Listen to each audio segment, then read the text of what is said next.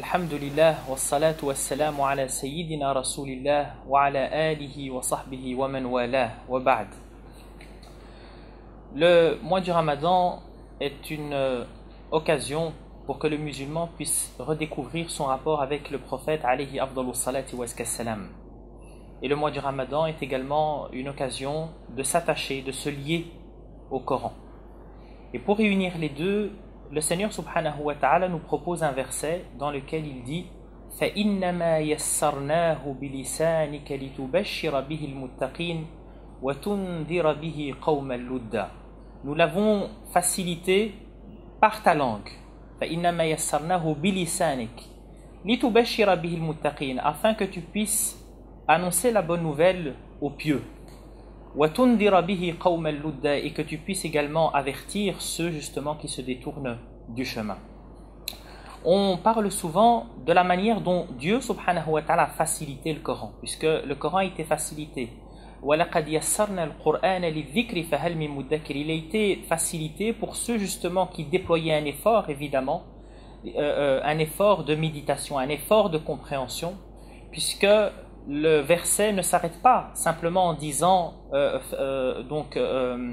en disant que le Coran a été facilité. Il a été facilité pour ceux qui pratiquent at-tadhakkur, pour ceux justement qui déployaient un effort.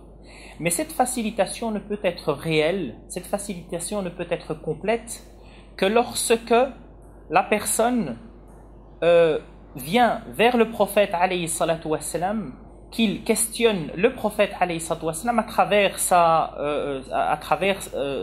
révélation, à travers son exemple, l'exemplarité du prophète alayhi afdalus salati wassalam qui nous a été demandé de suivre.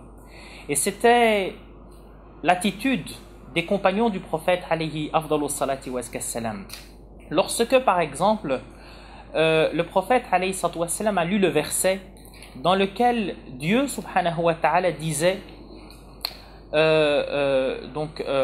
concernant justement le rapport au volm,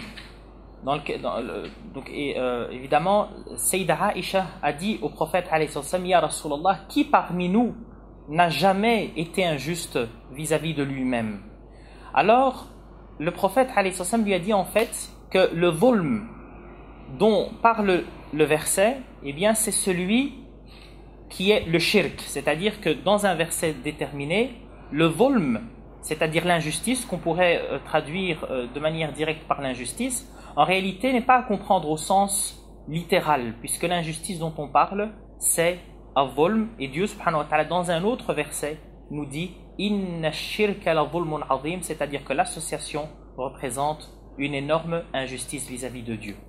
Demandons au Seigneur subhanahu wa ta'ala de nous permettre de nous attacher justement à cet exemple prophétique pour comprendre le Coran, pour qu'il nous soit facilité. Aqulu qawli hadha wa astaghfirullah li wa lakum.